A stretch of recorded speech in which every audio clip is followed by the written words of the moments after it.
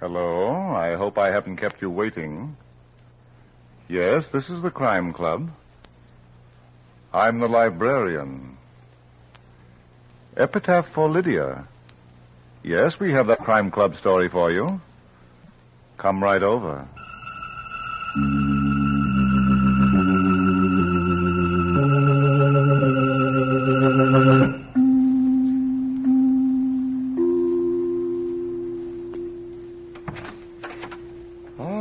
You're here.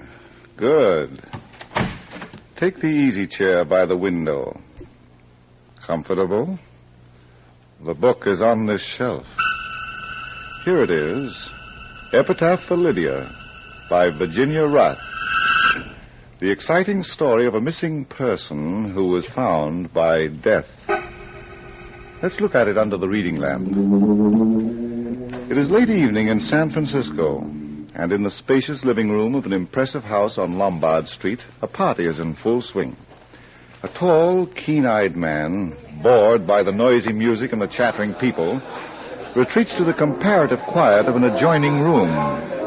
Attracted by several modernistic paintings on the wall, he steps over to one for a closer look. Do you like it? Huh? You're Michael Dundas, the detective, aren't you? Well, I'm really an architect, but You were pointed out to me when you came in. Oh? I'm Lydia Courtney. You don't know me. Well, no, but... Do you like modernistic art? If it's art, yes. However, most of the moderns look like exercises in children's finger painting. This one, for instance... Rooftops at sunset. Yes, at least that's what the artist calls it. To me, it looks like a hangover at sunrise. Now, there's one over here. And there's possibilities. Here it is. Just a simple study of some sand dunes. Why, what's the matter, Miss Courtney?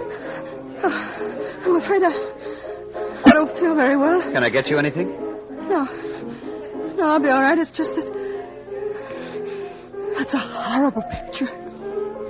Miss Courtney, I think you'd better sit down. Right over here on the sofa. No, I'll be all right. Really, I'm feeling much better now. Fine.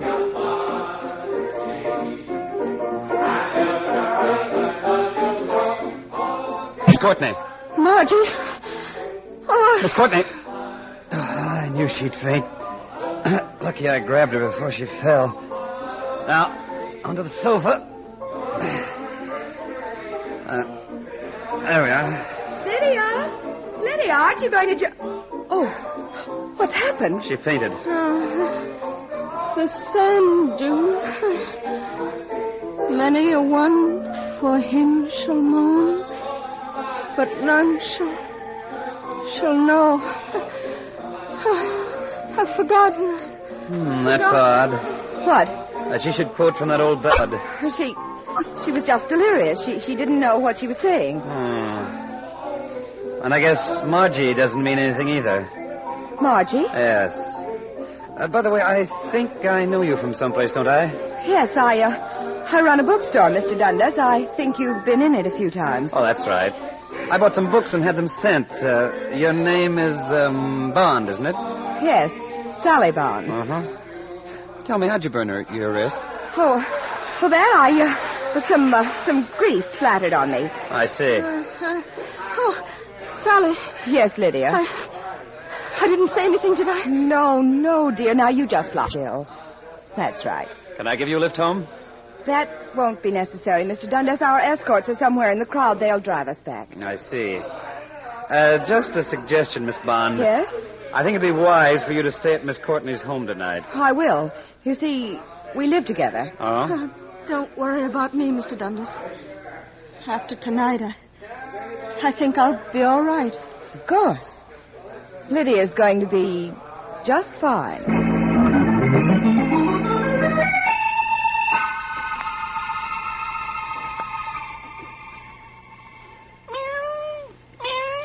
I guess you're right, Mabel. Puzzles seem to pursue me, don't they? I go to a party for relaxation, and up bounces a prettier problems I've come across in years. A painting, a song, a woman who faints, and that poetry she quoted. Oh, am I boring you? I get it. That look in your eyes. L'amour. Time for a rendezvous. Oh, but it's 1:30 in the morning. Okay. Stop pawing your whiskers, you Rouet.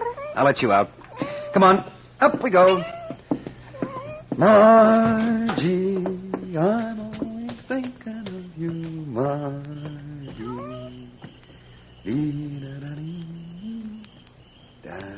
Not a bad night. Peaceful, nice moon.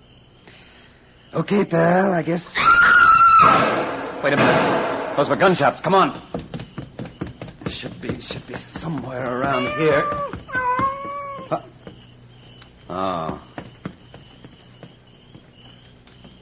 So when I was telling you about Mehitable, Lydia Courtney, and she's dead.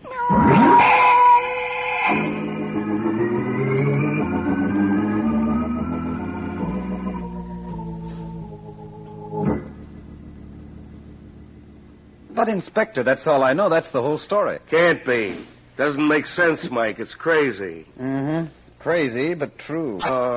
Did your boys find anything that might help? No.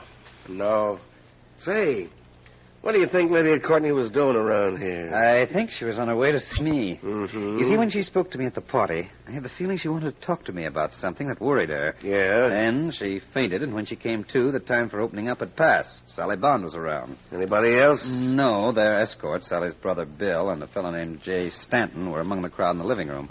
I was introduced to them before I left. I see. Well, we'll check them all. And we'll begin with Sally Bond.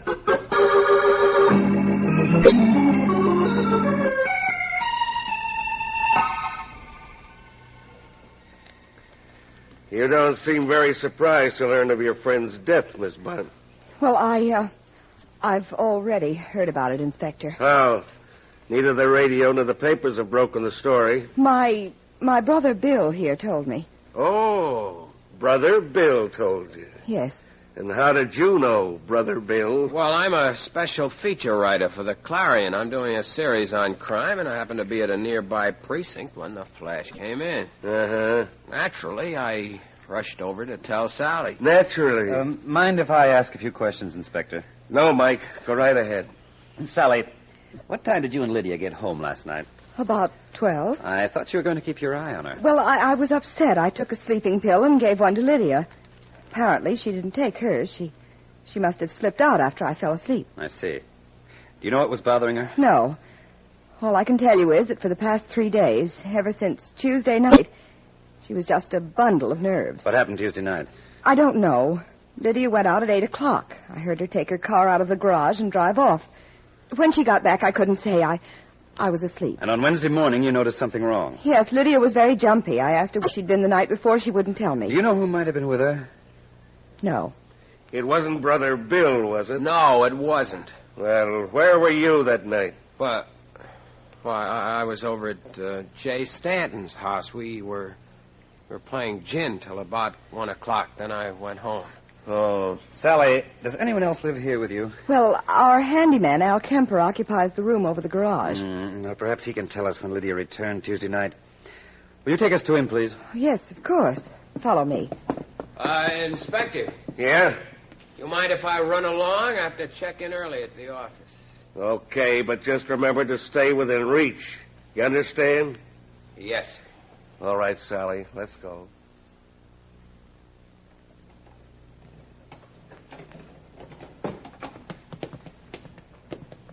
Is this Lydia's car, Sally? Yes, Mr. Dundas. How about calling the handyman? Certainly. Al! Oh, Al!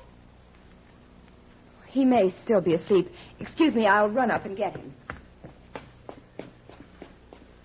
Inspector, Yeah? take a look at the bumper and the front fender.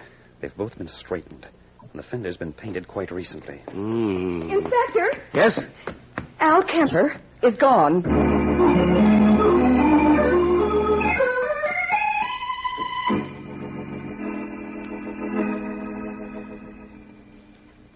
Lydia dead? Hard to believe, Bill. Sally know? Yes, Jay. Poor kid, the police will probably hound the life out of her. Uh-huh. They were doing a good job of it when I left her. Mm-hmm. Jay. Yes? I wonder if you'd do me a favor. Sure. What is it?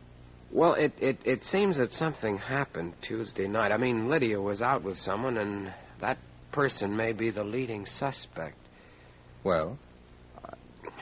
I told the police that I was playing gin with you till 1 o'clock. What? They asked me where I was. I couldn't tell them I was just cruising around in my car that night. But, You've Bill... got to back me up, Jay. You've got to. You're putting me on an awful spot, Bill. I know, but I just said the first thing that popped into my head. Now I've got to stick to it. I don't know. Not only for me, Jay, for Sally. Well... You will?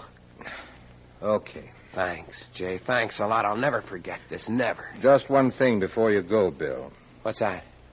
If I find out you're involved in Lydia's death, I'll hand you over to the police so fast it'll make your head spin.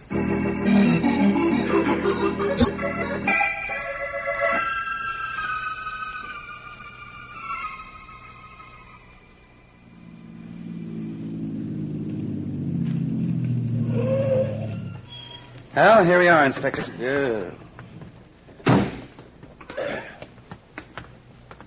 Say, this is quite a house Stanton's got, Mike. Looks like it's all glass. Practically. Rather an extreme functional design. Plenty of light and air. A regular goldfish bowl. Yes? Oh, hello, Dennis. Come in. Thanks. Stanton, this is Inspector Prevost of the police. How do you do? How are you? I've been rather expecting you. Yeah? How's that? Bill Bond called me a little while ago. He told me of Lydia's death. Oh, he did, eh? I wonder if there's anyone he hasn't told. Well, I was a very close friend of Lydia's, as well as her attorney. I guess he thought I should know. Uh-huh. Stanton, we've been told by Sally Bond that Lydia had been acting queerly lately. Do you know why? No. We all commented on it, but she wouldn't tell anyone what was bothering her. I see. By the way, Stanton, where were you last Tuesday night? Oh, right here. Bill dropped in early in the evening, and we talked, played cards. He left about, 1 o'clock. Mm-hmm. Stanton, did Lydia make a will? Yes. Would you like to see it? You mean you have it with you? Well, not exactly. It's in my safe. You see, this is my office as well as my home. Oh, well, you probably remember the contents of the will. Tell me, who benefits by Lydia's death? Well, outside of certain small bequests, where the bulk of the estate goes to Sally Bond.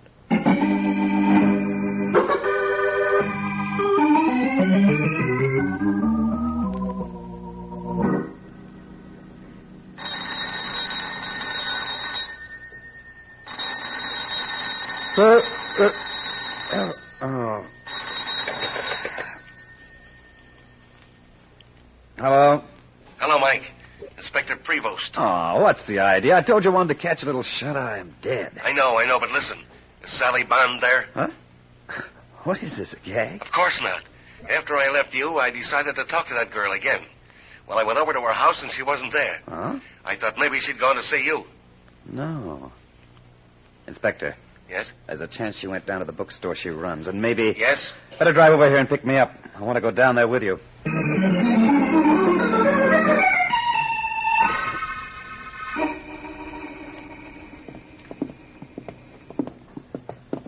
That's funny, Mike. The door to the store is open, and yet nobody's here. Listen, wait. What was that? Quick, Inspector. The door behind the desk. Right. There, Inspector. On the floor near the table. Sally. Oh, Mr. Dundas, Inspector. Take it easy, kid. Oh, my head. What happened, Sally? I came down to the store. I'd just taken off my hat when I heard a noise in the stockroom. Yes. I opened the door. Someone standing behind it hit me over the head. That's all I can remember. I see. Probably got in through the rear window. Sally, why did you come down here? Well, on Wednesday, Lydia gave me a sealed envelope. She didn't tell me what was in it. All she said was that I should keep it for her down here. Mm-hmm. If anything happened to her, I was to open it and read what was inside. Then I was to decide what to do. Where did you put it? In the top middle drawer of my desk. Inspector, will you see if it's there? Right.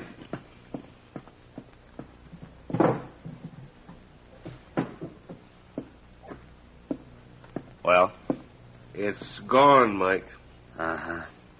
It would be. Sally, we've been informed that you are virtually the sole heir to Lydia's estate. Oh. You don't seem at all surprised. No, I'm not. You see, several years ago, I happened to save Lydia's life in an automobile accident. Well, Lydia was very grateful. She wanted me to give up my job and come to live with her. Uh-huh. I told her I hated being idle, so she loaned me some money, and I bought this store. I suppose she thought she hadn't done enough for me, and that's why she left me everything. Well, after all, you saved her life. One other thing. Yes? That burn on your wrist. You said some grease splattered on it. But it'd hardly have happened like that. It's in one solid area, not spotted. You're right. On Wednesday morning at breakfast, Lydia was reading the newspaper. Just when I was handing her some coffee, she gave a start and jostled my hand. The coffee spilled on my wrist. Huh? You say she was reading the paper? Yes. Is that paper still in the house? Probably. We usually let them accumulate for a week before throwing them out. Come on, Inspector. I think this is the break we've been waiting for.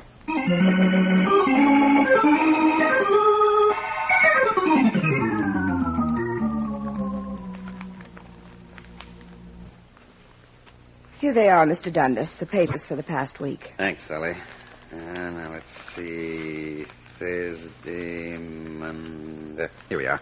Here we are, Inspector. Wednesday. Good. Now to find the page with the darkest and biggest coffee stain. Here it is. What could have startled her? United Nations in special session, dry goods convention, urge... Oh, this must be the one. Girl missing. Oh, what does it say, Mike? Mrs. Thomas Kaysen of 624A Flyshacker Avenue reported to the Bureau of Missing Persons that her niece, Margie, 14, left home last night and is missing.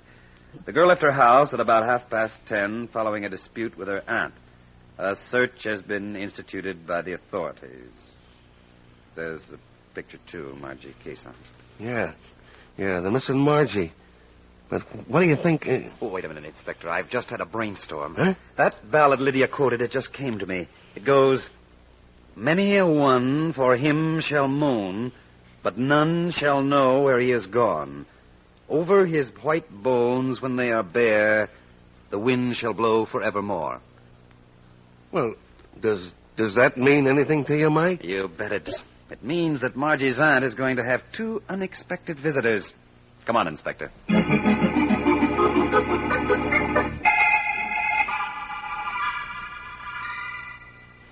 Why don't you two guys beat it? Go on, let me alone. But, Mrs. Kaysen, we want to talk to you about your missing niece, Margie. Margie? She ain't missing. Go on, get out of here. I don't think she knows what she's talking about, Mike. Maybe she does, and maybe... Wait a minute. Get a load of the stock of liquor on that table. Yeah, scotch, rye, bourbon. That stuff must have cost a small fortune. Uh-huh. And where did she get the money for it? This place makes Tobacco Road look like the Waldorf. Inspector. Yeah? Take a look at that purse she's holding. It's just bulging. Yeah. Mrs. Kaysen, may I look at your pocketbook? No, I shall let you look at it. Because I want to look inside. Hey, give me that purse. I thought so. It's stuffed with bills and big ones at that. Must be about $1,000 here. Yeah, that's right. Okay, Mrs. Kaysen, where'd you get it? Come on, talk. Someone sent it to me. Who? I don't know. It came in the mail Thursday with a letter. Have you still got the letter? No, I tore it up and threw it away. Do you remember what the letter said? Yeah. It said I shouldn't worry about my niece. And if I didn't ask questions, I could keep the money.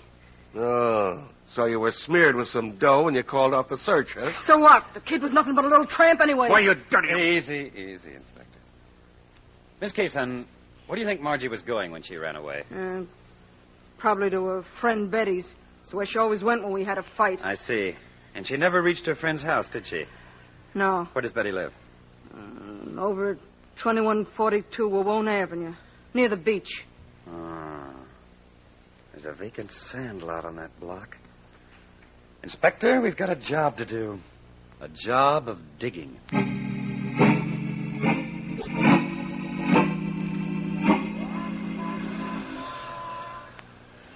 Hey, got a lot of men here, Mike, but they haven't found anything so far. Keep them at it, Inspector. I'm sure...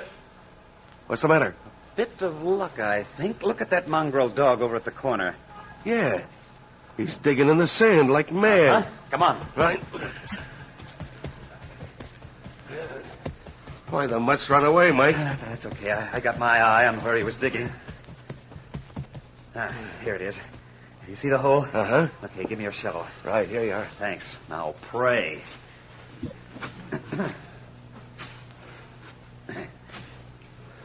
Maybe it was only a bone the mutt was after. Maybe.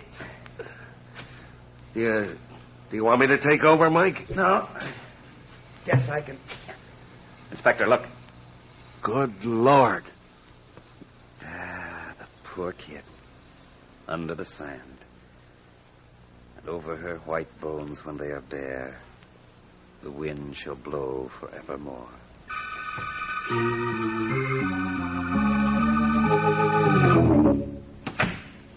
Did you get the coroner's report on Margie, Inspector? Yeah, Mike, it was just as you figured. The kid was dead before she was buried. Uh-huh. That's fairly easy now to reconstruct what happened. It is? Not for me. Well, the only conclusion which fits all the facts is that Lydia's car hit Margie and killed her.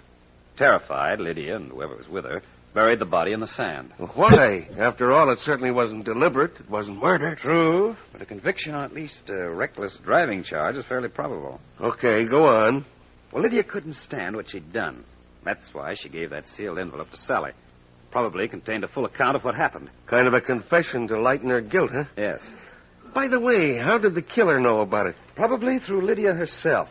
Lydia? Yes. She must have tried to forestall her murder by threatening the killer with disclosure by means of the envelope. But the killer was desperate and made sure Lydia would never talk. Huh? Exactly. Excuse me just a minute. Hello? Inspector Prevost speaking. What? Uh-huh. Uh-huh. He has, eh? Why, of course, certainly bring him down right away. Mike, a couple of the boys just picked up the handyman, Al Kemper. They did? Yeah, and get this. One of the men recognized him as an old con with a record as long as your arm.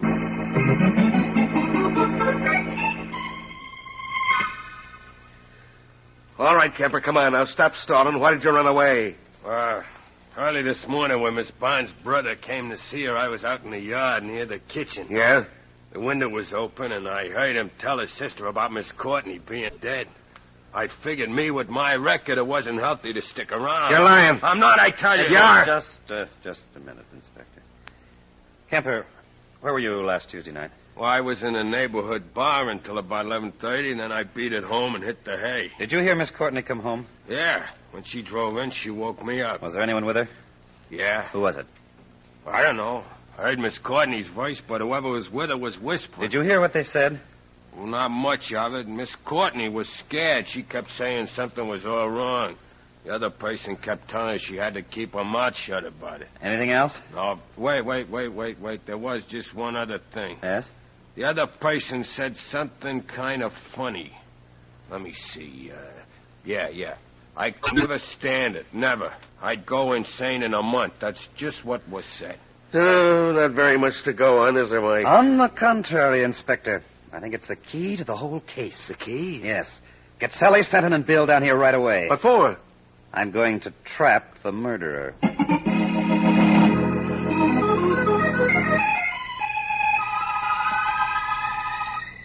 Why did you call us out here? Okay. Quiet, please. Quiet. All right, Mike. Thanks, Inspector. I called you all down here because there's been a new development in the case, and I'll need your help. Now, will you follow me, please? I don't see any sense. Where are we going? Upstairs, Brother Bill. Hurry up. Come on. Get in the elevator. Okay. It's a tight squeeze, but I think we can make it. There we are.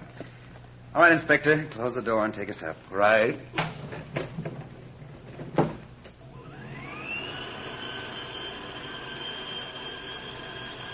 You all right, Sally? Yes, Jay.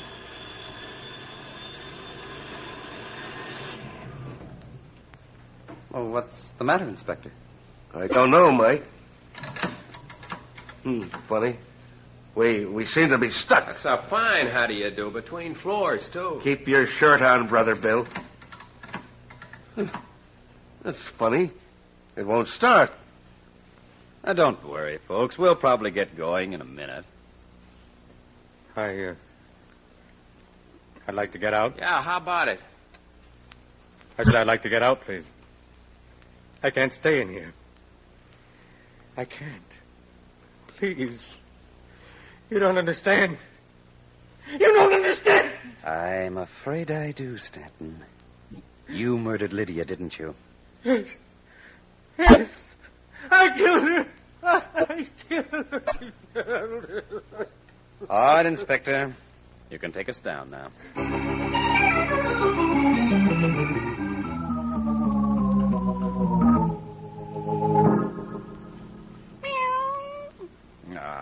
You missed me, didn't you, Mahitable? Mike, will you put that darn cat down? Relax, Inspector, relax. Relax, he says. Don't you think it's time that you answered a few questions? Okay. Excuse me, Mahitable. What do you want to know, Inspector? How did you figure out Jay Stanton's claustrophobia? His fear of being hemmed in? Well, first of all, when we visited Stanton, his house seemed strange. It was almost all glass. You yourself called it a goldfish bowl. Yeah, that's right, so I did. Then he had his office in his home, not in a building where he'd have to take an elevator every day. Uh-huh. Of course, at the time we saw him, it didn't mean too much. It was just odd. Yeah, but when were you sure? When Kemper told us what he'd overheard. As you recall, the person with Lydia said, "I could never stand it. Never. I'd go insane in a month." Yes, but how could you know what he referred to? Well, obviously, Lydia and Stanton were talking of what they had done to Margie. The only way Stanton could terrify her into silence was by pointing out a probable jail sentence if they were caught. Uh-huh. Thus, what Stanton said could only refer to what jail would mean to him. He would go insane because of his claustrophobia. I see. And when you tied that up to his glass house, having his office there, you had him all wrapped up. Yes. Oh, what's the matter, Mahitable? Rubbing your whiskers again, huh? You Casanova. Now, I'll let you out. Mike, will you stop bothering with that cat? Sorry, Inspector. There are some things which are much more important than crime.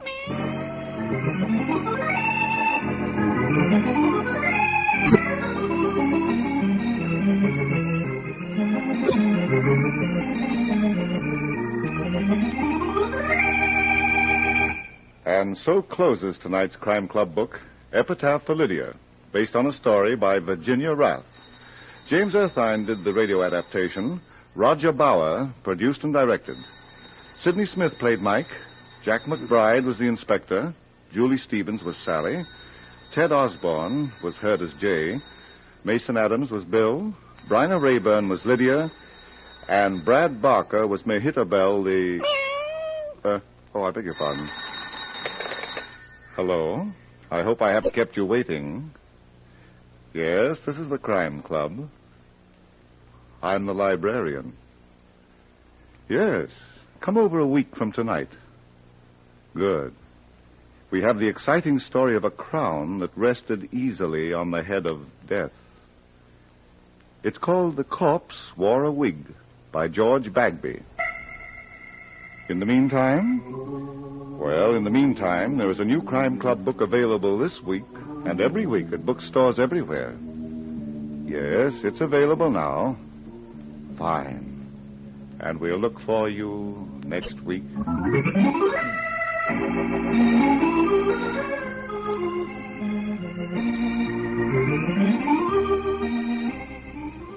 This program came from New York. This program came from New York. This is the Mutual Broadcasting System.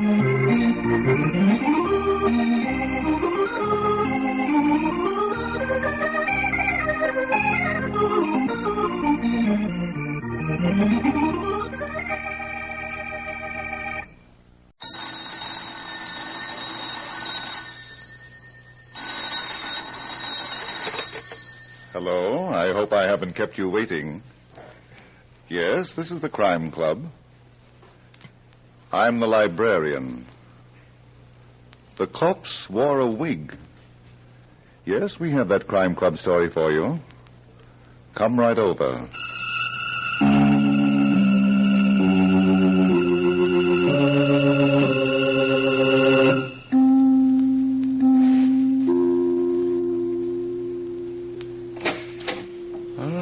You're here. Good. Take the easy chair by the window. Comfortable? The book is on this shelf. Here it is. The Corpse Wore a Wig by George Bagby. The very intriguing story of a method of dying that was as deadly as murder. Let's look at it under the reading lamp. It was a few minutes before noon, and Inspector Schmidt was already having his troubles in his office at New York City's police headquarters. As a matter of fact, he was having his hands full, rubbing his aching feet.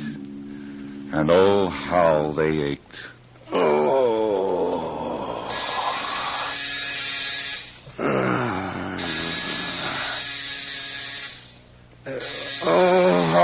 All right, you bloodless devil, you.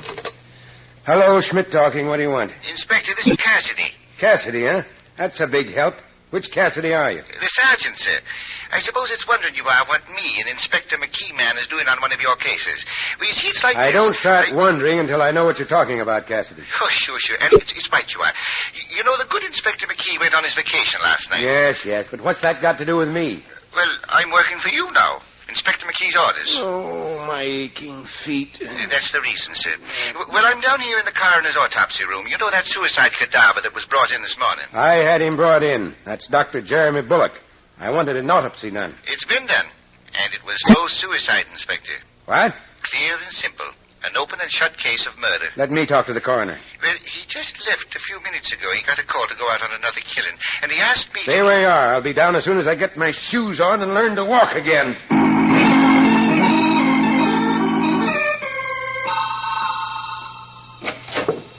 All right, Cassidy. What's this about murder? There's the mortal remains of Dr. Jeremy Bullock, Inspector Schmidt, on that table. And here's the coroner's report, sir. Thanks. It's enough to make you wonder what people will do next a case like this. In all my 32 years on the police force... Shut up, Cassidy. Yes, sir. Time of death between 11 o'clock and midnight. Last night. Contents of stomach, rye, whiskey, and chloral hydrate. That's a sleeping medicine. Darn it, Cassidy. There's nothing here that I didn't know before. I found the bottle of chloral on the desk in Dr. Bullock's consulting room. Where does the murder come in? It was no overdose of medicine that killed him, Inspector. No? No, according to what the coroner told me, there ain't enough of that stuff in the cadaver to be cause of death. Well, why isn't that on the report? Oh, no, don't blame the poor fella. He's doing the whole job alone, because the rest of the staff is out giving them smallpox vaccinations. All right, Cassidy. What killed Dr. Bullock? Oh, he was shot in the head, sir. What's that? It's a fact. And at very close range, too. There's powder marks and burns all over. Are you trying to tell me I looked at that corpse less than 3 hours ago and didn't see a bullet hole in the head? Well, nobody's seen it, not even the coroner. Till the wig came off. The what? Like it was his own hair, it was. The coroner was just about to perform an autopsy on the brain when it happened. I see. It was a moment for Start-Houts. Oh, Inspector. Right through the top of the head. Where's the bullet, Cassidy? Here it is, sir. Here it is. It's a slug from a 25. Small, huh? But why did this guy need a wig? He's got more hair than I have. That's the one thing I couldn't understand. The wig he was wearing was the exact duplicate of the hair that was growing right out of his head. That's it on the chair. Now bring it here. Yes, sir. Oh, yes, it's a puzzler, all right. Because there's only blood on the inside of this thing. On the lining. No bullet hole? No, sir. Mm-hmm. Then Dr. Bullock wasn't wearing it at the time he was killed. It was put on his head afterward. Yes, sir. Come on, Cassidy. We'll take a ride uptown to Dr. Bullock's place. Yes, sir. This time I'm going to do a complete job on it. And on that cute little nurse of his, too, Miss Teresa Chalmers, if she's still around.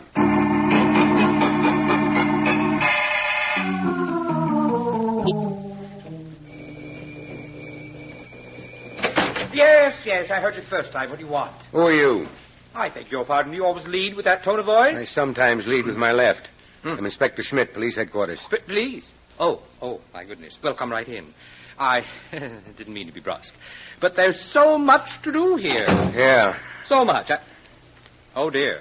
I suppose this character with you is a policeman, too. Why, listen, you... Hold it, Cassidy. But he called me a character, Inspector. This terrible day, this dreadful day. What are you doing here? I'm Spencer Talcott, scalp specialist. My salon is just around the corner from here, one flight up. I give treatments for every known variety of scalp disorder. I also give beauty treatments, hair waving, rinses of every description. My salon is the byword. Have you got a card?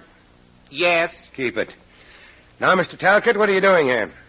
I heard about the horrible tragedy, Jeremy's, Dr. Bullock's suicide.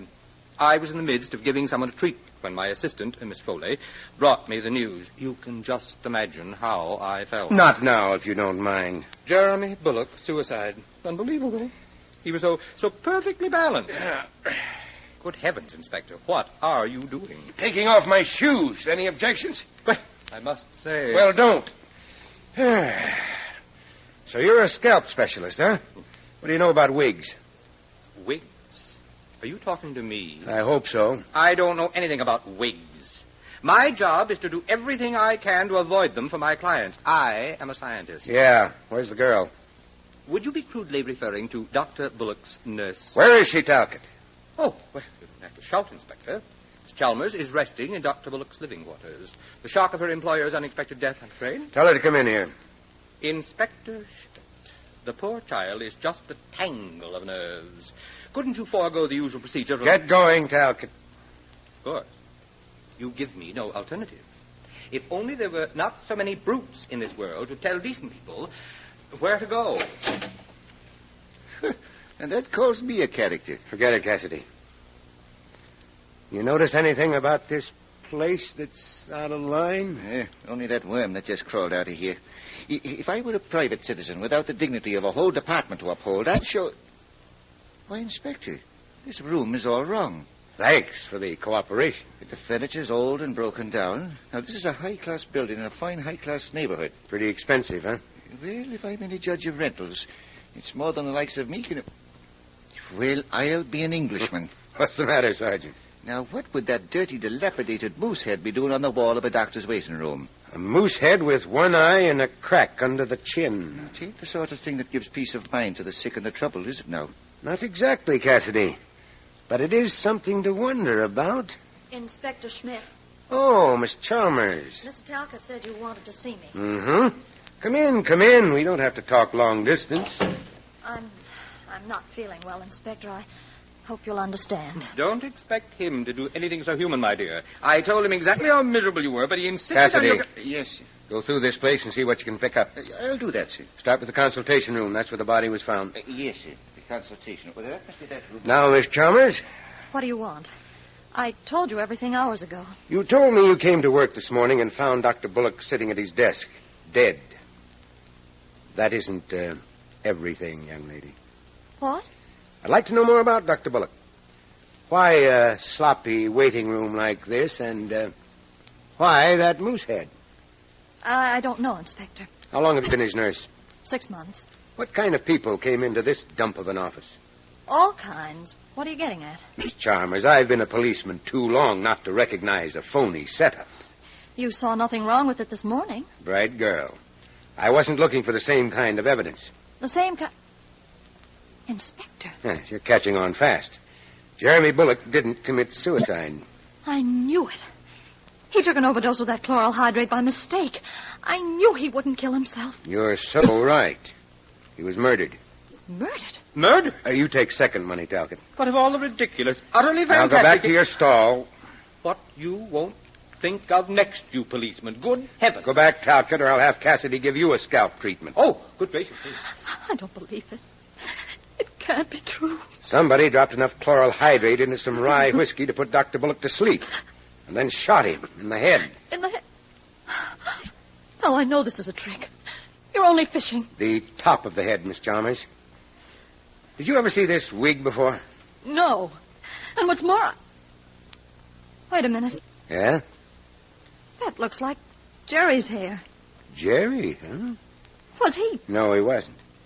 How long has it been Jerry, Miss Chalmers?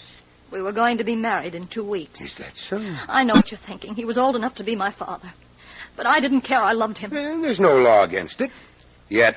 Inspector, was Jerry really murdered? Would you like to see his body again? Talcott.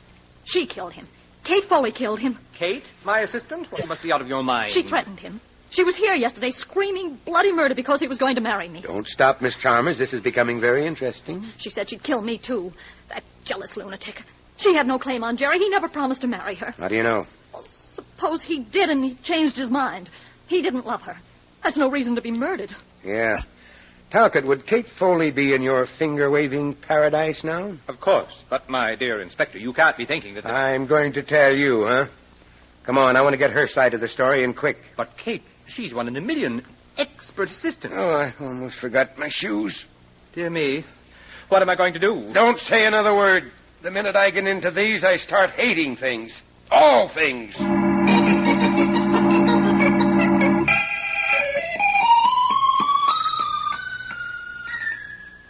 Kate. Oh, Catherine. Miss Foley. Save your breath, Talcott. The bird has flown. But she left the door unlatched, and she has appointments. It could be she's got other things on her mind. Well, where does she live? She didn't run away, Inspector. Oh, dear, such a splendid assistant.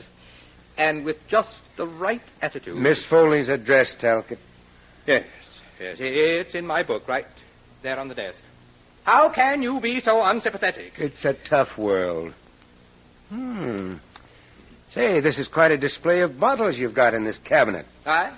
Oh, those, my products. Talcott's dandruff lotion, Talcott's henna rinse, Talcott's golden rinse, Talcott's hair dye black, Talcott's hair dye brown, Talcott's for dry scalp, Talcott's for oily scalp. You believe in Talcott's, don't you? Those are my own concoctions, Inspector. I'm a scientist. Oh, I see. Dr. Bullock was about 55, wasn't he? About? And not a gray hair in his head. Oh, there were many, my good man, many. But thanks to Talcott's hair dye black... he was able to fool the ladies. All right, let's get back to Miss Foley. It won't be necessary to go to her home, Inspector. Dear child left this note for me. She's gone to lunch. Where? For goodness sakes, how should I know? Miss Foley has a life of her own. She doesn't have to tell me. What time will she be back?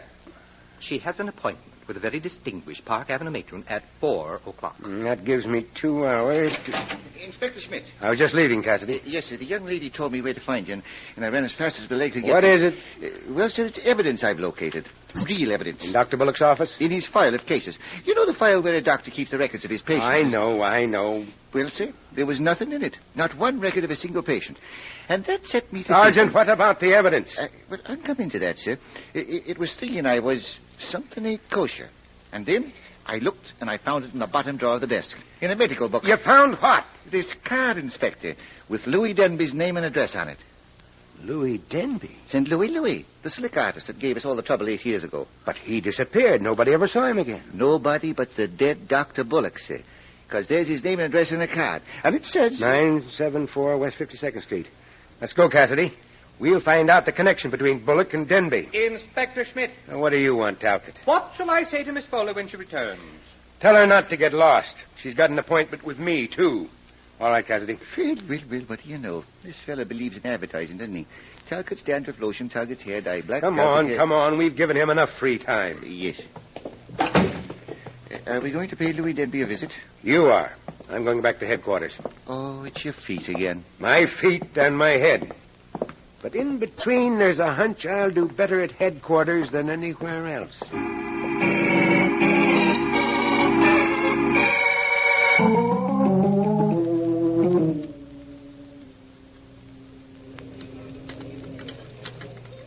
Are you having a good lunch, Kate?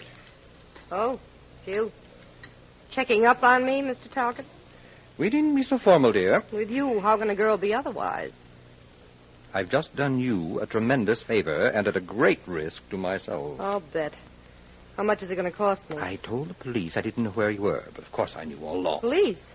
I knew you're a child of habit, that you eat in this dreadful place every day. What do the police want with me? A certain Inspector Schmidt is frightfully upset about the death of Jeremy Bullock. So? Seems your friend did not commit suicide. What? He was murdered. You're crazy. Oh, yes. The police have all the proof they need. He was shot. Oh, no. Kate, where were you last night between 11 o'clock and midnight? I was... Who appointed you Chief Constable of Madison Avenue? The police are going to ask you the same question, dear. Yeah, why? Inspector Schmidt knows that you threatened to kill Jeremy. Did I? When? Yesterday afternoon. He was mad as a hatter because Jeremy threw you over for Tracer. Oh, so that's it. Isn't funny, Kate? If anything should happen to you... It won't. I wouldn't know where to look for another assistant. Have some coffee, Spencer, and I'll tell you the story of my life. Oh, you don't have to. Oh, but I do. Jeremy Bullock never meant any more to me than you did. Now, look here, Catherine. Nothing personal. He was a guy I went out with a few times. I went out with you, too, didn't I? Sure, but did we ever talk of getting married? Well, not the marrying kind. I mean, it was he. He liked women, but too many of them. Oh, dear, it gets more and more and more complicated. Why did Teresa tell Inspector Schmidt? Oh, so that's where he got it, huh? Naturally. Didn't you know? No, my pudgy little lamb. I thought it was from one of the other 2,000. Well, goodbye for now. Where are you going? To choke somebody with a wagging tongue. But, Catherine, you didn't have your coffee. Oh, dear. I wonder if she put too much sugar in it.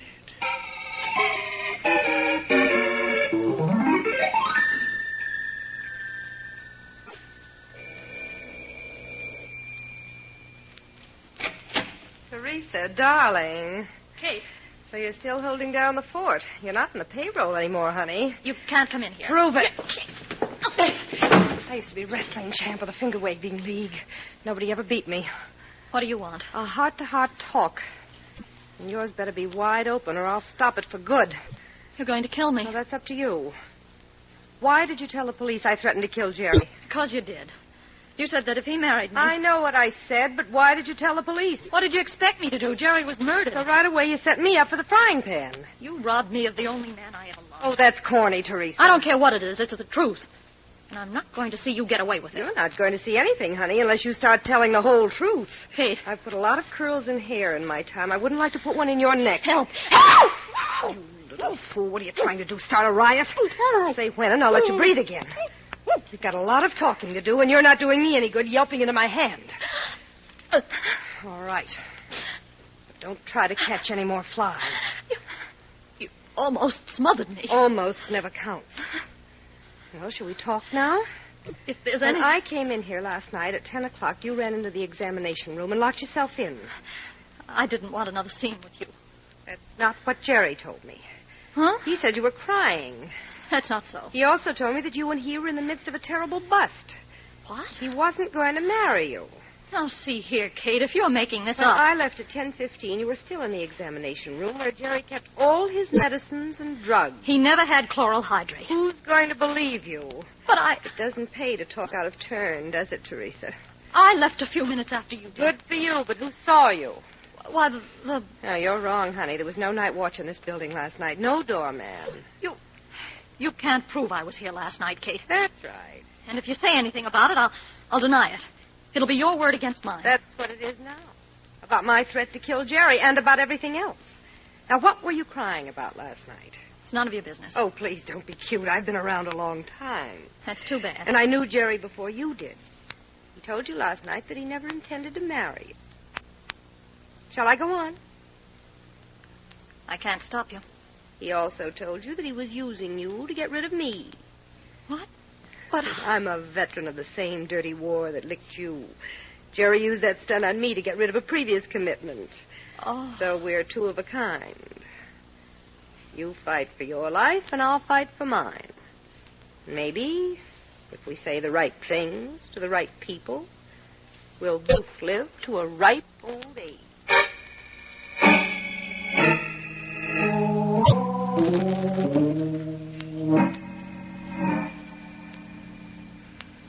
Yes? Yes, Captain. We'll put some men to work on it right away. Okay. Now get the board to switch me to the toxicologist. Oh, now what? Hello, Inspector Schmidt talking. Sergeant Cassidy at this end, sir. Well, hold it. I'm on the inter-office line.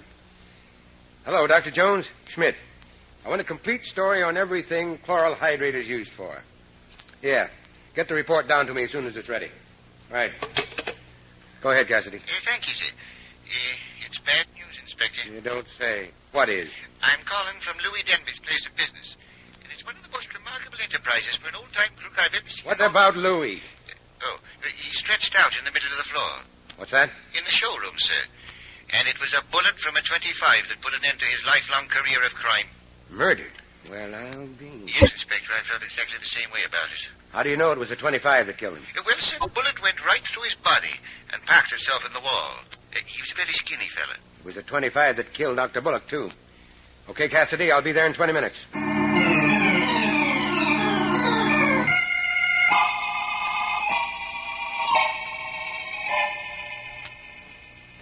Yeah, right through the heart at close range. He's been dead around 6 hours. Somebody didn't want Louis to talk, sir. Thanks for telling me. But why, Cassidy? That's the question. Well, Inspector Smith, it's all in the record. What record? Louise, when I came to this little bare room with the mirrors all around the walls, the first thought that came into my mind was, why a bare room with mirrors? So I made a thorough investigation. Yeah? It was in that room over there that I found the reason. Keep going, Cassidy. A factory where Louis Denby manufactured wigs. What? Yes, sir. All colors and all descriptions. Good Lord. Bullock gets a wig from Denby, and they're both killed by the same caliber gun. We've got to find out why, Cassidy. Well, sir, it's about that record I was telling you. After I see what the setup was here, I decided to look Just around... tell me about the record. I found it on this card in the drawer of Louis' work table. Now, let me see it. Dr. Jeremy Bullock, 123 Main Drive, St. Louis. Well, this is a business card. It's on the other side, the information that might January 6, 1940, lead poisoning. In St. Louis. Lead poisoning. Chloral hydrate, a wig, a moose head. Cassidy, we're almost in. The devil, you say? Now go back to headquarters, get the St. Louis police on the phone. I want a full report on Dr. Jeremy Bullock up to the time he left the city. Would you be saying that... Later, if I'm right. Now I've got to pick up the suspects and hold a conference in Dr. Bullock's office.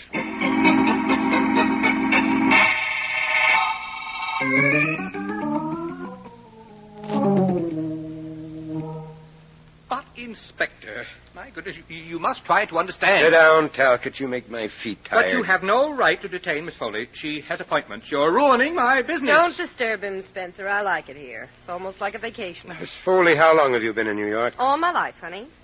I'm from Brooklyn, and I root for the Giants. Would you call me a traitor? Don't tempt me.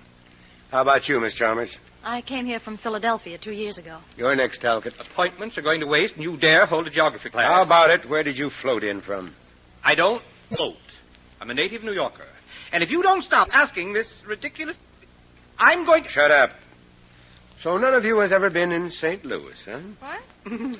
And I suppose not one of you ever heard of Louis Denby. Not even you, Miss Chalmers? No. Who is he? A man who knew too much about lead poisoning. What? I know lots of people who know too much about lead poisoning, Inspector, and wish they didn't. Thanks, Miss Foley. Artists and painters. Would you know what usually happens to them? Are you kidding? They lose their hair. They even get bald. But Dr. Bullock didn't get bald, did he? He didn't have lead poisoning, dearie. He did, 7 years ago. He had to have a wig. But Jerry wasn't bald. No, Miss Chalmers, he wasn't. But he was a terrible mess at one time.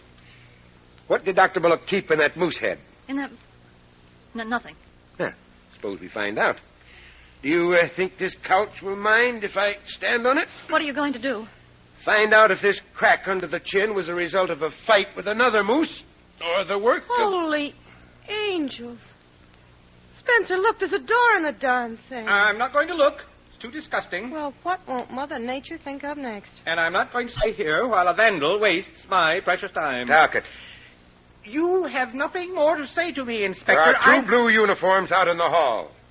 And they're very anxious to go for a ride. You've got no right to keep me prisoner. I won't stand for it. Say, Inspector, did that wad of paper come out of that moose head? Surprised, Miss Foley? Well, aren't you? Since when does a moose read newspapers? From St. Louis. And papers 7 years old at that. But there's something else. A list of some of the worst gunmen in New York. What about these, Miss Chalmers? I don't know anything about them. You wouldn't even try to remember, would you? I said I don't know. All right, we'll give you a chance at police headquarters. You're not going to arrest me. I haven't done anything. Oh, no one ever does. Come here, Talcott. What do you want? So you've never been in St. Louis, huh? I didn't say that, Inspector. I said I was a native New Yorker. So you did. Now tell me your name's always been Talcott. What, aren't you going to? Are you afraid of this news photo of a man called Tal Spencer? Who's the image of you? Well, so I did make a mistake. I did manufacture a hair dye that Dr. Bullock and other people used that had a lead compound in it. This paper says that you were sued by 128 people and that you skipped town. Well, naturally. I didn't have enough money to face it. But I'm ready to pay all damages now. Of course, it was a terrible mistake 7 years ago. But you can't hang a man for that. Not for that, but for murder. Let's take a ride downtown. There's so much I'd like you to tell me about the truth.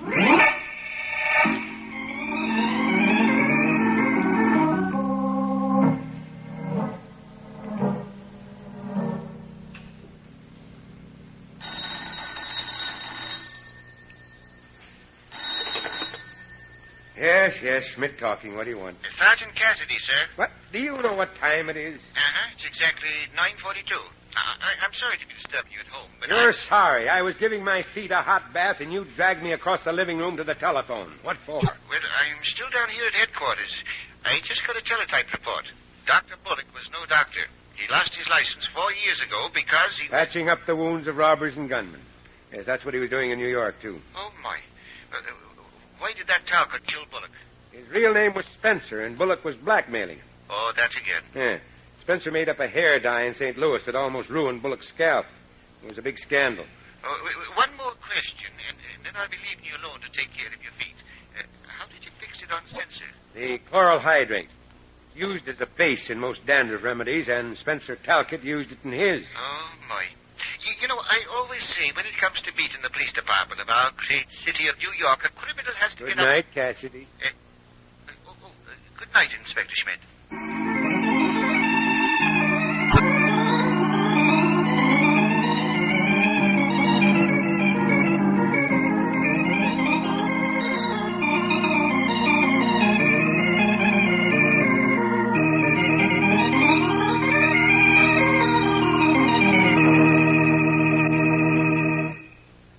And so closes tonight's Crime Club book, The Corpse Wore a Wig, based on a story by George Bagby.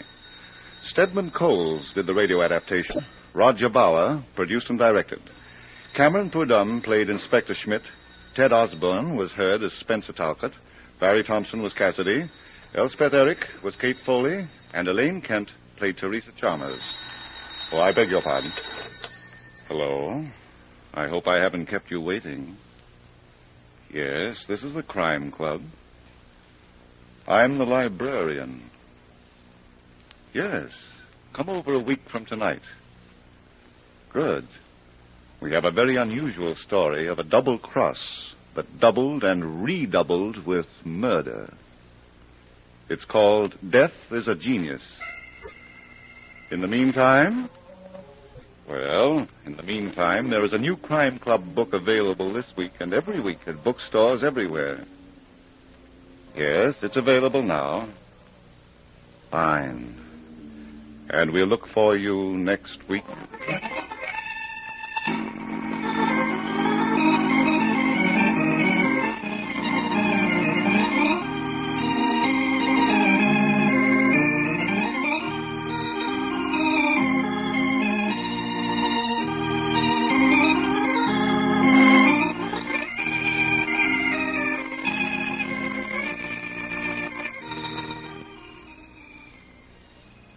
This program came from New York. This is the Mutual Broadcasting System.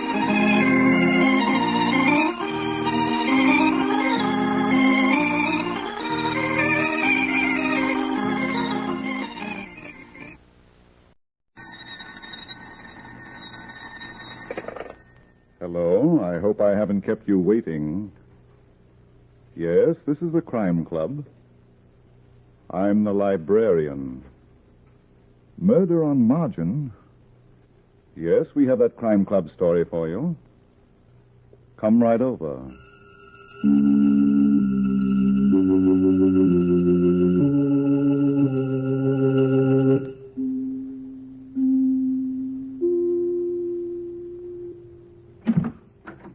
Ah, you're here. Good. Take the easy chair by the window. Comfortable? The book is on this shelf. Here it is, Murder on Margin, by Robert George Dean. The very intriguing story of the stocks of passion and the bonds of death. Let's look at it under the reading lamp. It is late evening in a room of a shabby hotel in Midtown Manhattan. A trim, slick-haired man is eyeing the blonde girl sitting near him on the sofa. He watches her carefully as she pours herself a drink. You're hitting the bottle tonight, ain't you, Joan? That's the fourth one you've had. So what? Nothing. Only when you start guzzling like that, it's a cinch something's eating you. I told you I was tired. Okay, baby, okay. Come here. Oh, please, Nick, don't. Yeah, you are tired, ain't you? Well, what do you expect? You know better than anyone else what a day I put in. You've had tougher days. Maybe I have. Maybe I'm just getting sick of being a manicurist. Well, I can't blame you for that. I'm not crazy about being a barber, either. Joan. What? Maybe you'll be able to quit your job soon. How? You know Larry Carson, don't you? Who? Larry Carson, the stockbroker. You know, the guy in the brokerage house a couple of doors from our shop? Oh. Oh, yeah, I think I've done his nails. Sure, you have lots of times. Well? He's a smart trader. Knows the market inside out. Mm-hmm. Well, he's been giving some tips to Tony, who cuts his hair. And Tony's made himself quite a bundle. So what? So I've been talking to Tony, and he's going to pass them tips on to me. Oh. I'm going to start right away. Just as soon as Carson gets back. Gets back? Yeah. He told Tony today he was leaving town on a business trip. But he won't be gone long. What's the matter? Oh, nothing. I think it's a swell idea, Nick. You bet it is. Pretty soon I'll have some real dough, and then... come here, baby. Don't, Nick. Just a little kiss, honey. Don't. Hey, you act like I'm poison or something. I said, come here. And I said, let's go on my wrist. Let's go. Hey, you got a bracelet on under your sleeve. You're crazy. Am I? Come on, let me see it. No. Let me see it. My... Just a minute, sweetheart. Okay. Give me back that bracelet. Shut up. Diamonds, huh? Are you dirty two-timing now? Who's the guy? I asked you, who's the guy? Larry Carson gave it to me. Carson? Yeah, it doesn't mean anything, Nick. I swear I've been playing him for a sucker, that's all. Playing him for a sucker? Yeah, just getting all I could out of him for the two of us. No, Nick, don't! For the two of us, huh? Come on, get up. Get up, I said. Joan. Joan. Are you all right? Get out. Get out! Okay. I'm going. So long, sweetheart.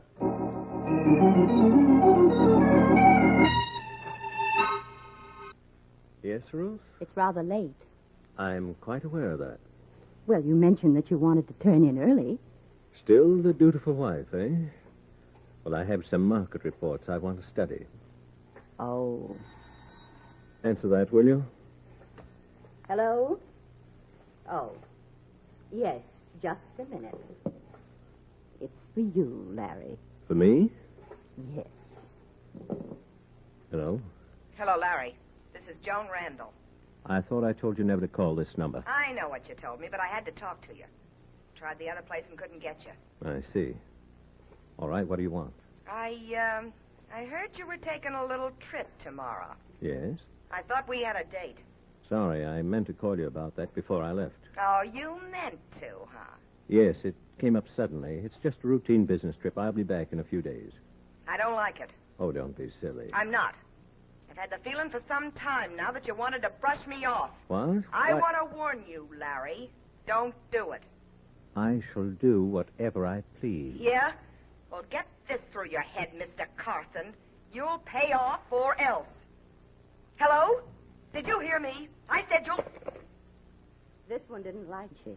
She'll learn. It's convenient to have a wife, isn't it, Larry? It must sound convincing when you tell them I won't give you a divorce. Yes, I guess it does. Larry, when are you going to set me free? Soon. You've been saying that for months now. Carl and I want to be married, and I want a clean start. That's why I haven't begun any action myself. Yes? We don't want to wait any longer. I want a divorce now. Very moving appeal, my dear. But I confess I don't understand it. You and Carl Hamill? Why, he's strictly a lightweight. Is he? Then why did you ask him to be a partner in your firm? Well, that's quite simple, Ruth. I needed some money. No, I'm sorry I took him in. So is Carl. I don't doubt it. Larry. Hmm? I heard you mention something about a business trip. Well? If you were to stay away a long time, it would delay my divorce. That's quite an idea. Yes. I've got another idea, too, Larry. Oh? What is it? I'm afraid I'd better keep this one to myself.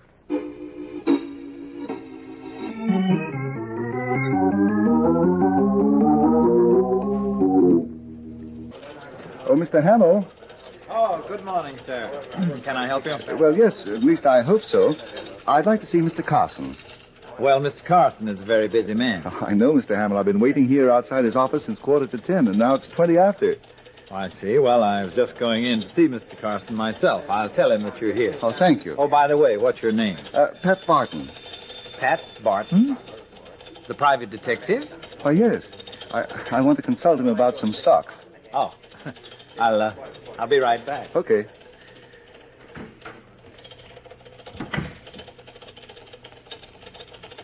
Oh, I beg your pardon, sir. Do you mind if I glance at the ticker? No. Thanks. Let's see.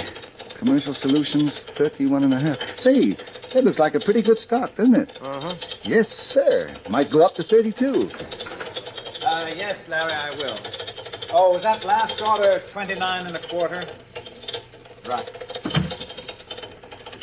Oh, Mr. Barton? Yes, Mr. Hamill. I told Mr. Carson you were waiting. He'll see you in 15 minutes. Oh, thank you. Meanwhile, I'll just keep my eye on the ticker. Fine. See you later. Right. Let's see. Salt preferred, 20.25. Elias.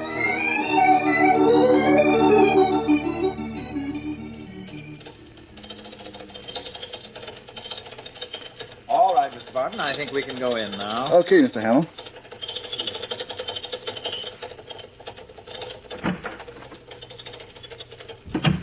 Oh, Larry, this is... Well, that's funny. He isn't here. You're wrong, Mr. Hamill. Look, on the floor near the desk. Good Lord. Someone put a rope around his neck and pulled it tight. Very tight.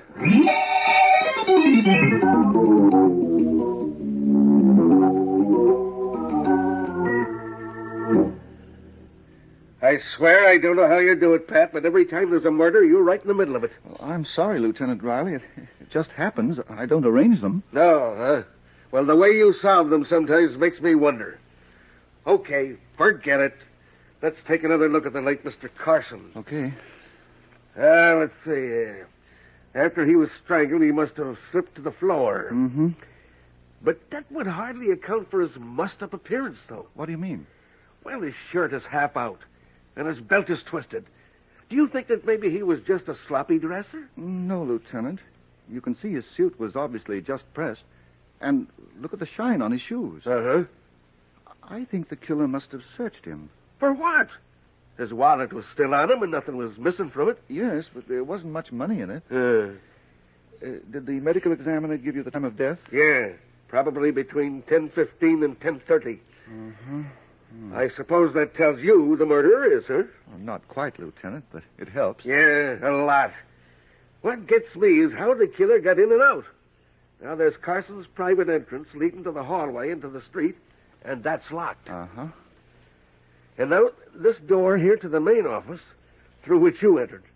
Now, you say that you were sitting right next to it from 9:45 on? Yes, and the only one who entered was Carl Hamill. I think I'll have a little talk with that guy. Mr. Hamill? Yes, Lieutenant. Would you mind stepping in here? Not at all. Mr. Hamill, according to Mr. Barton here, you were the only one to enter this office. Yes? And that was about 20 after 10, a time when Carson might have been killed. What do you mean? You know that he was alive when I left the office. Do we? Well, of course, Mr. Barton. Well, you were sitting right at the door when I came out. You heard me turn around and ask him about that last quotation. Yes, I heard you, but I didn't hear him. Huh? Oh, that's right. I remember now. He didn't answer me. He just nodded. Oh, I see. Mr. Hamill, excluding Mr. Carson, who had a key to the private entrance of this office? Well, I believe Mrs. Carson had one. Oh, she did, eh? Yes, but surely you don't think that she had anything to do with this. Why, she couldn't... Take it easy, Mr. Hamill. Pat? Yes, Lieutenant? One of my men reported that in the hallway leading from Carson's private entrance to the street is a door of a private club. Oh. Yeah. Now, there's a doorman posted at that door from 9 o'clock on. He'll be able to tell us just who entered this office by way of that private entrance. Oh, good. Well, I get... Yeah, what's that? What is that? Supply closet, Lieutenant. Let me out. Oh, there she is. behind the filing cabinet. Oh. Hey, give me a hand, will you? I can't seem to get out of here by myself. All right, all right. We'll just get this cabinet out of the way a bit. There we are. Okay, come on out. Yeah, sure. Why, Miss Randall. You know this girl, Mr. Hamill? Why, yeah, she's the manicurist at a barber shop a few doors down the street. Oh, okay, Miss Randall, talk. Huh? She seems to be pretty drunk, Lieutenant. Yeah. What were you doing in that closet, sister? Who wants to know? I'm Lieutenant Riley of the police. Please? Yes. Take a look at the floor near the desk. Oh. Larry's dead, huh? Uh-huh. You ought to know. Me? I didn't do it. No? How'd you get in here? I had a key. Larry gave it to me. Oh. The louse was going to run out on me. I wanted to have a little talk with him. Uh-huh. And I got here early, before 9. Didn't want anybody to spot me coming in. I hid behind the cabinet in the closet. How come you're so boiled? Well, I knew it'd be a long wait, so I took a flask along. I was nervous. And before I knew it, the flask was empty. And then I passed out. Uh-huh. Miss Randall, there's a keyhole in that closet door. Did you see or hear anything that might help us? No, not a thing. I see. Okay, sister. I'm going to send you home to sober up.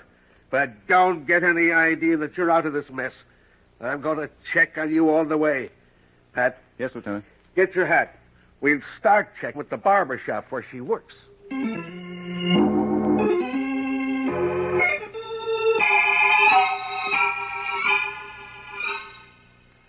Were you Carson's barber, Nick? No, Lieutenant. Tony took care of him. Oh, well, where is this Tony? Well, it's been raining all morning, and we were slow, and Tony and the others ducked out. They're probably chewing the fat in a cafeteria down the street. Uh-huh. You got a manicurist named Joan Randall? Yeah, she didn't show up this morning. I don't think she'll be in today, Nick. Huh? Well, what do you mean, Mr. Barton? Why are you so nervous? Well, Joan and me, we've been kind of going around together, and if anything's happened to her... Well, nothing's happened to her yet. But she's in quite a spot. You see, we found her in Mr. Carson's closet. Yeah? She was pickled, Nick. Now, was that a habit of hers? Well, when she's worried, she likes a couple of shots. Uh-huh. Nick, it seems that Joan and Mr. Carson were quite friendly. Did you know that? Yeah, it didn't mean anything. He had a lot of dough, and, well, you know how it is. Yes, we know. You don't think she killed Carson, do you? We're not sure, Nick. But if you ask me, you're going to need a new manicurist.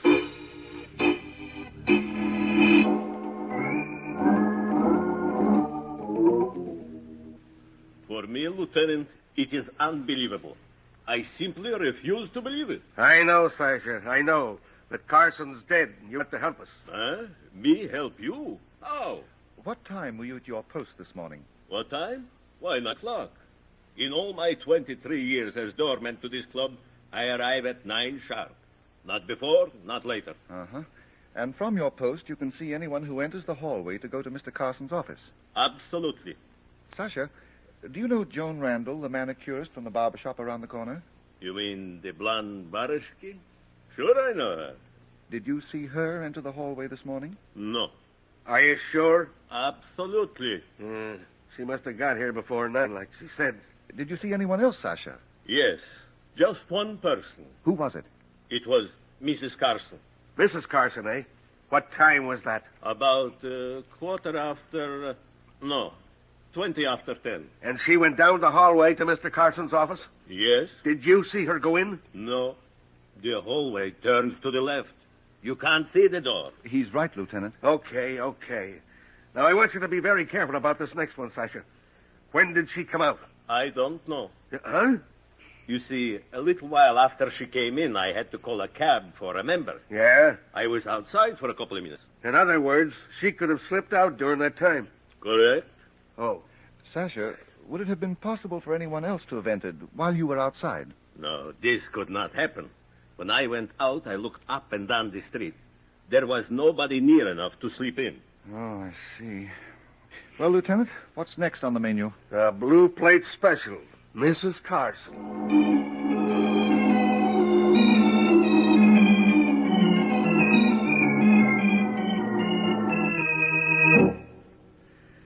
Mrs. Carson, do you have any idea who might have murdered your husband? No, Lieutenant. I have. Yes? Who? You, Mrs. Carson. Me? Yes. Why, that's absurd. Utterly absurd. For your information, you were seen going down the hallway to your husband's office. What? Oh, come, Mrs. Carson. The identification was positive. You were there, weren't you? Yes, Mr. Buck. But I didn't see Larry. Huh? Oh, what do you mean? Well, I went up to the door of the office, and then I stopped. Why? The transom was open. I heard Carl, Mr. Hamill, talking to Larry. I lost my nerve and left. What do you mean you lost your nerve? Well, I guess I'd better tell you the whole story. Yeah, I guess you'd better. I'd wanted a divorce from Larry for some time. Without going into it, I can assure you I had very good reasons. Yes, we met one of them. Never mind, Mrs. Carson. Go on, please.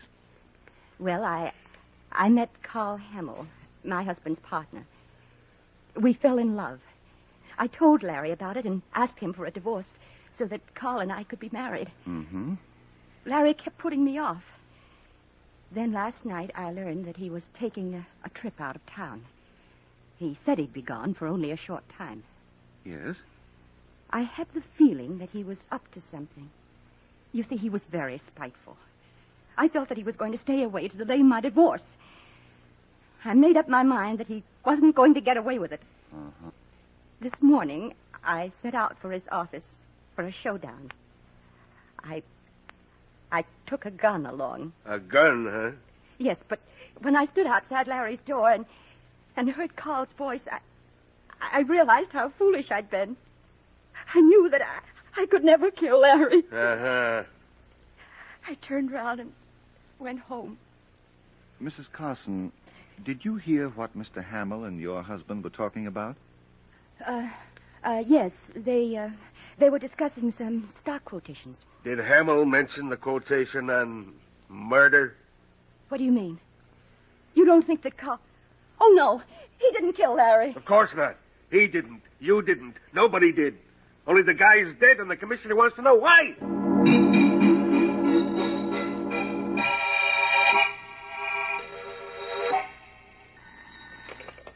Hello? Hello, Ruth. Oh, Carl, I was hoping that you'd call. You heard about Larry? Yes, the police have just left. Oh. Carl, I'm afraid we're in trouble. What's the matter? I did something terribly foolish. I went to Larry's office this morning. What? But why did you... Wait, I didn't see him. When I got to the door, I heard you talking to him. Oh. I heard you quarreling. Did you tell the police about it? No, I told them you were discussing stock quotations. Carl, is there anything you want to tell me? Ruth, you don't think I killed him, do you? No. But, darling, you sound as if... I love you, Carl. No matter what happened, remember that. I love you.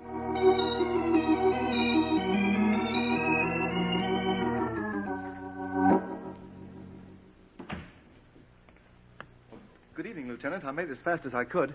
What's up? I've got some more pieces for our puzzle. You have? Yes. Do you remember when we examined the corpse? You thought the killer had searched him? Yes. Yeah, you were right. And whoever it was made off with $100,000. What? I had a man go over the books at Carson's.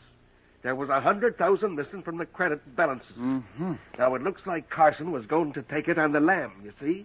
And he figured on traveling light to throw everyone off guard. Yes, probably just an overnight bag and the money.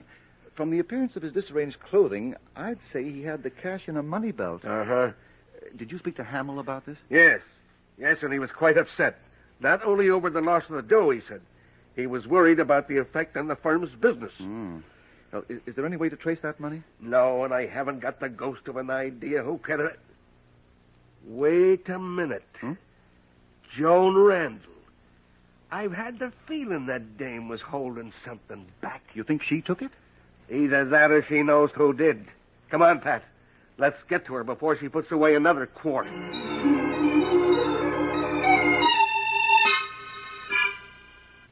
Maybe she's out, Lieutenant. Yeah, Pat, but not the way you mean.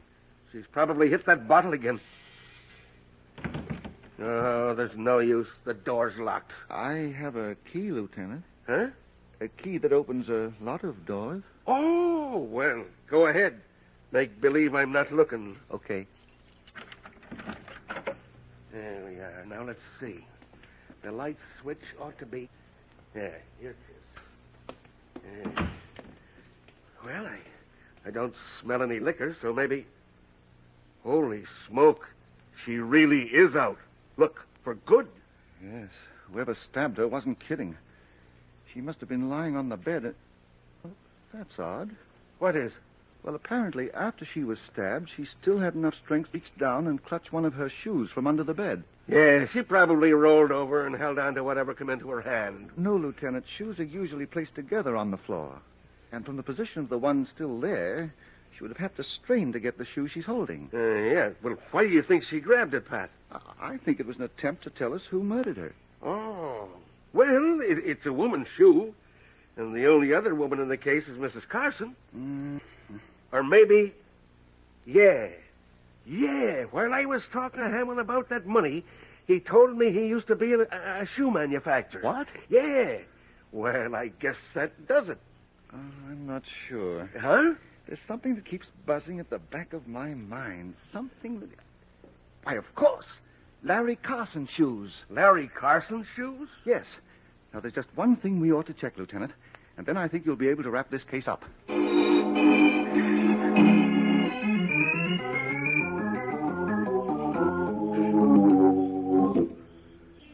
Better keep back out of sight, Lieutenant. Okay, Pat.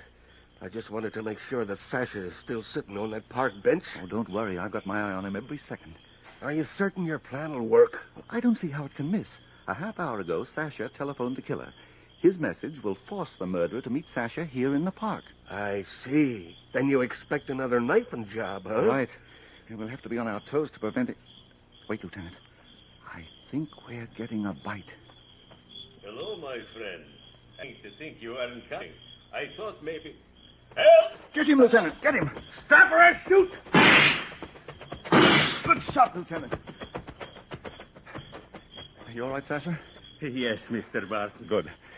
Is he alive, Lieutenant? Yeah, the bullet just creased his scalp. Okay, Nick, come on. Up on your feet. As a barber, you usually stand behind a chair. Well, now, we're going to let you sit in one.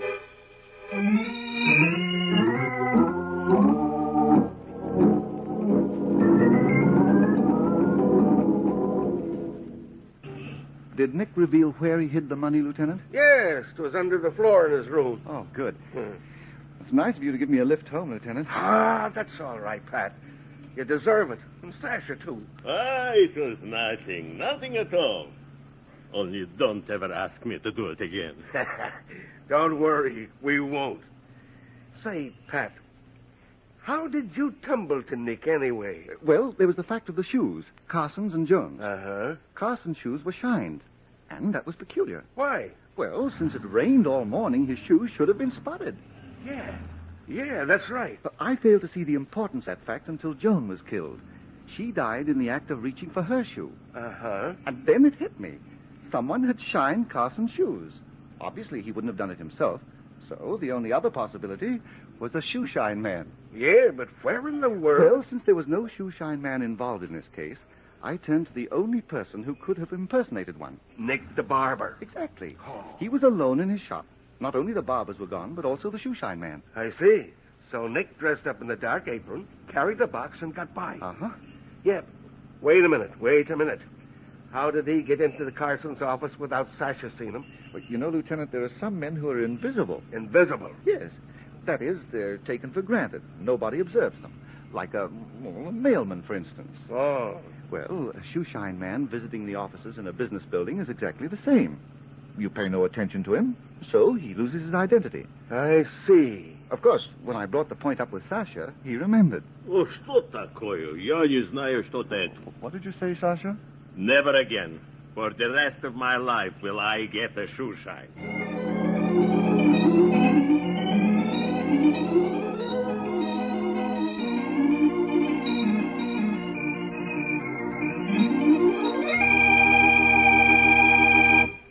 And And so closes tonight's Crime Club book, Murder on Margin, based on a story by Robert George Dean.